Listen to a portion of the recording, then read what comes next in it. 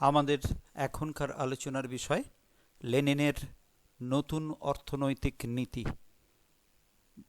এটি ইংরেজিতে বলা হয়ে থাকে নিউ ইকোনমিক পলিসি, সংক্ষেপে NEP। এর উপরে যে প্রশ্নটি হয় সেটি গঠন এরকম হয় যে লেনিনের নতুন অর্থনৈতিক নীতির সংক্ষিপ্ত পরিচয় দাও। এই হচ্ছেন সেই লেনিনের ছবি। তার যে বিপ্লবের মুহূর্ত, সেই সময়ে এই ছবিটা দেখে আমরা কিছুটা তার যে অ্যাটিটিউড, বিপ্লবী যে দৃষ্টিভঙ্গি, সেটাকে লক্ষ্য করতে পারি, খানিকটা ইমাজিন করতে পারি যে তিনি কতটা ইমপ্রেসিভ ছিলেন, অন্যদের উপরে কতটা তিনি তার বক্তব্যকে তাদের উপরে কিভাবে চাপিয়ে দিতে পারতেন তার চিন্তাধারাকে। সেই নেতা সুলভ যে অ্যাটিটিউড, সেটা এর মধ্যে প্রকাশিত হয়েছে। তো যাই হোক, আমরা লেনিনের যে শাসনভার গ্রহণের পর কিছু পদ্ধতি তিনি গ্রহণ করেছিলেন, তত্ত্বগত চিন্তার সঙ্গে বাস্তব যে পদক্ষেপ গ্রহণ, তার একটা মেলবন্ধন ঘটিয়ে তিনি তার শাসনকে চালনা করতে চেয়েছিলেন। সেই সূত্রেই আমরা পেয়েছিলাম তার নতুন অর্থনৈতিক নীতি বা নিউ ইকোনমিক পলিসি। এই পলিসির সম্পর্কে আমরা দু চার কথা প্রথমে বলবো শুরু কথা হিসেবে। এখনই শুরু কথা হিসেবে যেটুকু বলবো সেটা হলো, রুশ বিপ্লবের মধ্য দিয়ে রাশিয়াতে লেনিনের নেতৃত্বে যে শাসন ব্যবস্থা প্রতিষ্ঠিত হয় তাকে আমরা সাম্যবাদী, সমাজতন্ত্র ইত্যাদি নামে অভিহিত করতে পারি, এই ধরনের শাসন ব্যবস্থা। কিন্তু কিছুকালের মধ্যেই রাশিয়াতে সোভিয়েত সরকার বিরোধী প্রবণতা জন্ম নেয়। দেশে দেখা দেয় খাদ্য সংকট, অনুৎপাদন, দ্রব্যমূল্য বৃদ্ধি প্রভৃতি। এইরকম পরিস্থিতিতে 1921 খ্রিস্টাব্দে 10ম পার্টি কংগ্রেসে লেনিন ঘোষণা করেন তার এই নতুন অর্থনৈতিক নীতি বা নিউ ইকোনমিক পলিসি। নতুন অর্থনৈতিক নীতিতে কিছু ব্যবস্থা গ্রহণ করা হয়। যে ধরনের পদক্ষেপ তিনি গ্রহণ করেছিলেন বা যে ধরনের ব্যবস্থাগুলোকে তিনি এখানে জায়গা দিয়েছিলেন, সেগুলোকে আমরা কয়েকটা স্টেপে আলোচনা করতে পারি। প্রথম, আমরা কৃষিক্ষেত্র প্রসঙ্গে নিউ ইকোনমিক পলিসিতে কি বলা হয়েছিল সেটুকু সংক্ষেপে বলব। আধুনিক প্রযুক্তির প্রয়োগে কৃষি উৎপাদন বৃদ্ধি করতে হবে। এই গেল প্রথম কৃষিক্ষেত্রের বিষয়ক আলোচনাতে। উদ্বৃত্ত শস্যের বাজারীকরণের অধিকার প্রদান গেল দ্বিতীয়। এবং তৃতীয় স্টেপ কি না, কৃষি ব্যাংক নির্মাণ ও কৃষি ঋণ প্রদান। তাহলে কৃষিক্ষেত্রের টোটাল আপলিমেন্টের জন্য তিনি এই কয়েকটি পদক্ষেপ গ্রহণ করেছিলেন। অর্থাৎ নতুন প্রযুক্তি ঘটিয়ে উৎপাদন বৃদ্ধির চেষ্টা করতে হবে, সেটা করা যাবে।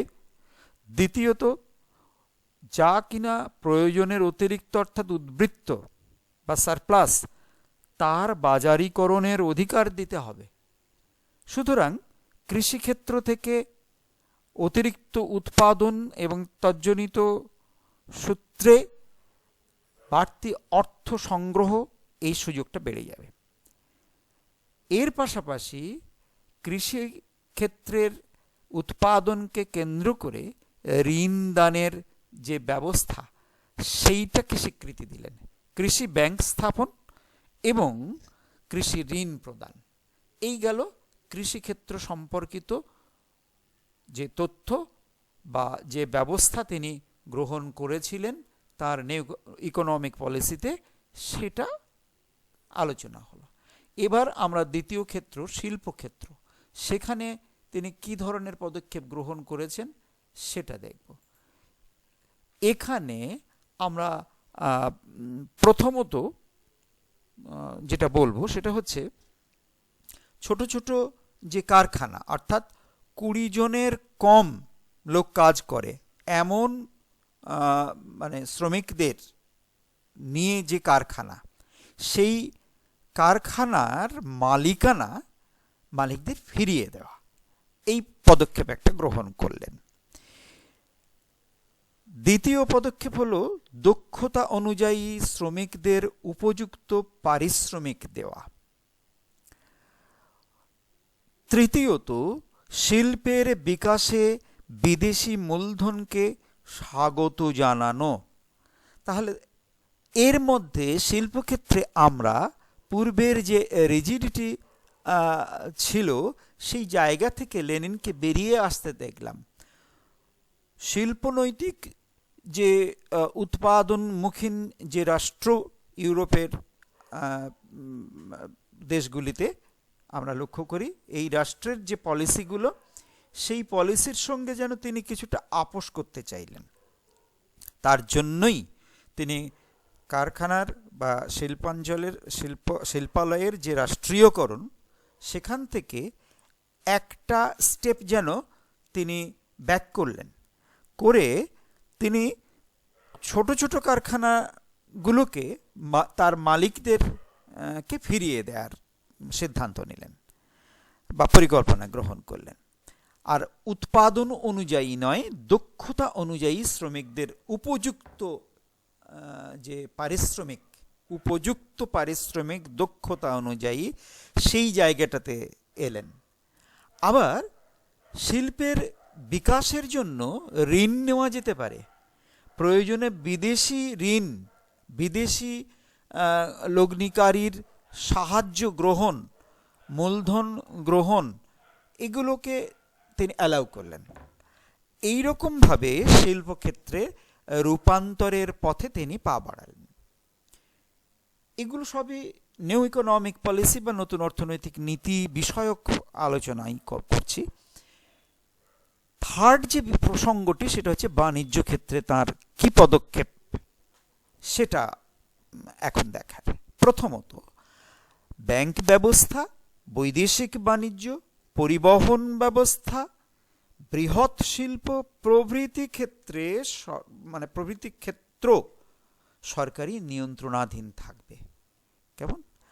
তো এই জায়গাগুলোতে সরকারি নিয়ন্ত্রণ বিদ্যমান থাকবে। আর আভ্যন্তরীণ বাণিজ্যের ক্ষেত্রে সরকারি নিয়ন্ত্রণ তুলে দেওয়া হবে দেশের ভিতরকার বাণিজ্যের বিষয়ে।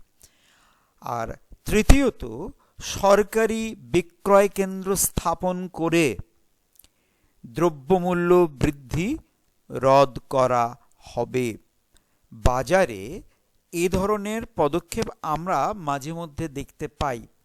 আলু, পেঁয়াজ ইত্যাদি ইত্যাদি হঠাৎ করে যখন দাম বেড়ে যায়, তখন সরকার নিজের উদ্যোগে কিছু সেলস কাউন্টার বা বিক্রয় কেন্দ্র খোলে, যেখানে একটা সুনির্দিষ্ট দামে মানুষকে সেই সব জিনিস সরবরাহ করার চেষ্টা করা হয়।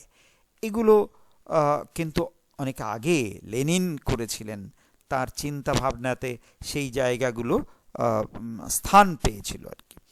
তো যাই হোক, এভাবে আমরা তার নিউ ইকোনমিক পলিসিতে, নতুন অর্থনৈতিক যে নীতিতে আমরা যে ব্যবস্থাগুলোকে তাকে গ্রহণ করতে দেখেছিলাম, সেটা কৃষিক্ষেত্র, শিল্পক্ষেত্র এবং বাণিজ্য ক্ষেত্রের বিষয় নিয়ে আমরা সেগুলো মোটামুটিভাবে বললাম। এবার আমরা ছোটোখাটো একটি মূল্যায়ন করব। সেটা হচ্ছে যে এই ব্যবস্থার সমালোচনা হয়েছে। কেউ কেউ বলেছেন যে লেনিন পুঁথিগত কমিউনিজম থেকে বেরিয়ে বাস্তব প্রয়োজনকে বেশি গুরুত্ব দিয়েছিলেন। কিন্তু আবার অনেকে এও বলেছেন যে এ ছিল সাম্যবাদ থেকে বেরিয়ে এসে ধনতন্ত্রে প্রত্যাবর্তনের প্রথম ধাপ, আর কিছুই নয়। সুতরাং নিউ ইকোনমিক পলিসি যেন সাম্যবাদী চিন্তাধারার কিছুটা ব্যাকফুটে হাঁটা, এভাবে কেউ কেউ মনে করছেন, বা ধনতান্ত্রিক চিন্তাভাবনার বা পুঁজিবাদী যে চিন্তাধারা বা দর্শন তার সঙ্গে যেন কিছুটা আপোষ হিসেবে দেখতে চাইছেন অনেকেই।